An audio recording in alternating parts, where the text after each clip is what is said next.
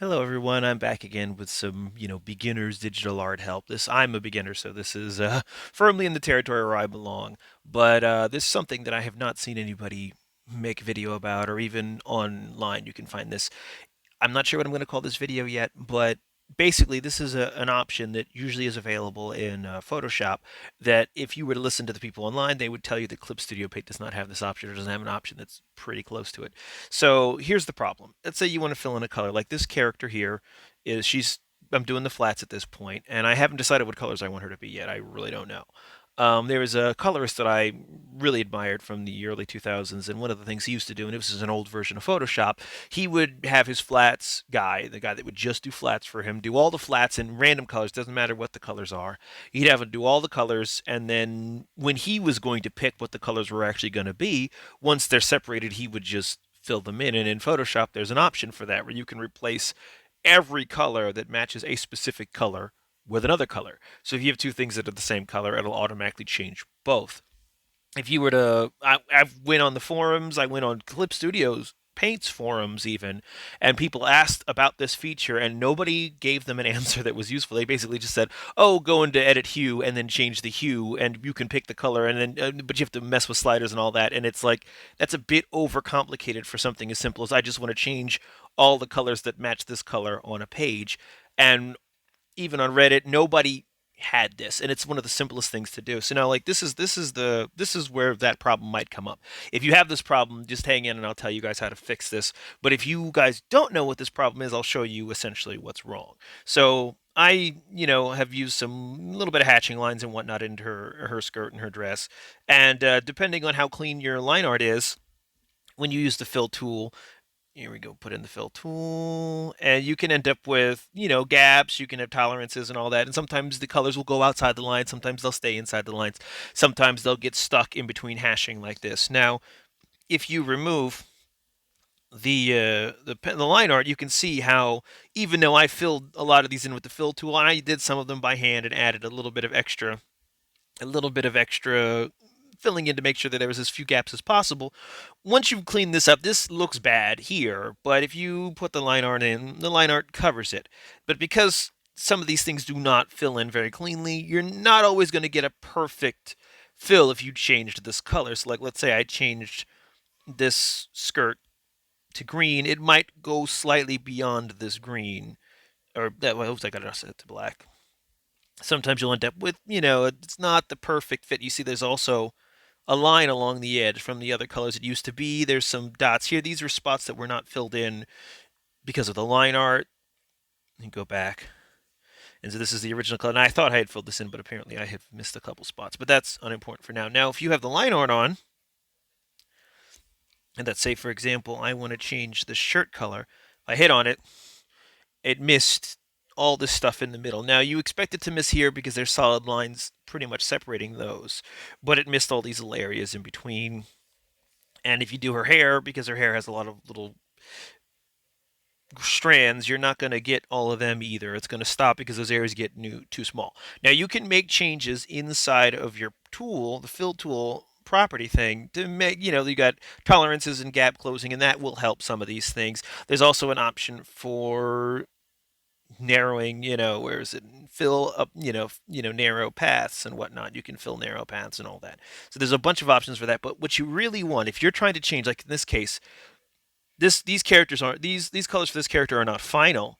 But I don't want to have to, like, if I wanted to change her skin tone, I'd have to go into in between each of the fishnet gaps and change it all, because there's no way this tool is going to find that. If you wanted to change it all at once, instead of going in between there and clicking every single one, or going to the, edit and change hues and all that nonsense, you can go here and just click apply to connected pixels only.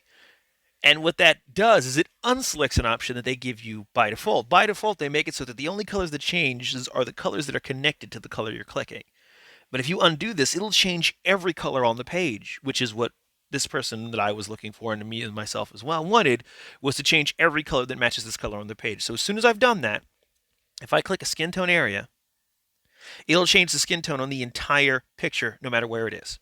So it changed her face, It changed here. Now you still have some of those little ugly bits, like right along here. You see that there's still a little bit of skin tone there because those areas are small, but that's going to happen regardless for the most part. But sometimes you can get a little bit extra by turning off the line art, doing it again. Now you do get bleed overs, but that's in the settings. You can adjust those settings. So sometimes you can get a little bit more by taking the line off on line art off of the picture. Sometimes you'll lose a little bit, like I just did. But those are where you play with the settings. But at least now, when you do that, it changes everything on the piece. So at least that way, you do have to a little bit of cleanup, but it's a lot less cleanup than clicking on a million different places and trying to fill it in that way. And same with the hair. If I decide to do the hair comes out a lot better and it changes pretty much the entire thing. Whatever little gaps you were going to have, these are gaps you were going to have anyway. So if you're looking to do kind of quick prototyping and changing colors quickly, turn off the apply to connected pixels only option. Now, if you don't have that option on your screen, hit the wrench and you can add it in here.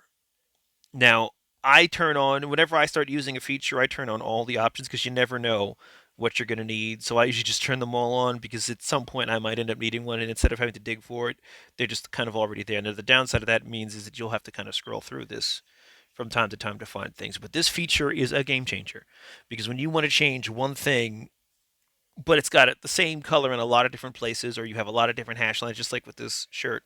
If I click that, it changes the whole shirt. And then what's cool is now that these two colors are the same color, I can pick a new color and it'll change the hair and the shirt at the same time. So you can do things like that, and that really makes a difference, especially if you're just doing prototyping. Like this character, I don't know what I'm going to do with her colors yet.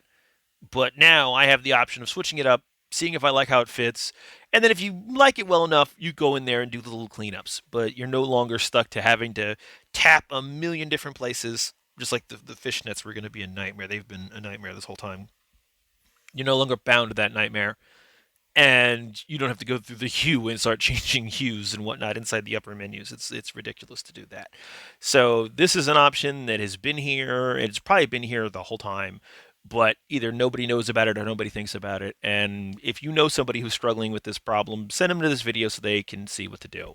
I know I couldn't find an answer anywhere on the internet, and the only reason why I found this is I was just playing with options because I was trying to find some way to make the Fill 2 just a little bit better for what I was dealing with in this situation. And I just happened to click on that. I'm like, what do they mean, apply to connected pixels only? I didn't know what that meant. So I'm like, well, let's turn it off and see what happens. And as soon as I turned it off, I clicked on the skin tone and it changed all of it. And that's exactly what I was looking for. So it is here. And, even though it's not quite as clean as Photoshop, because I think Photoshop, like where we had the little gaps, like when we changed the skin tone here, if this was Photoshop, you wouldn't get those blockies up there because it would be like a pixel for pixel replacement. Now, you might be able to tweak some of these settings in here because I am not an extremely skilled user of the fill tool.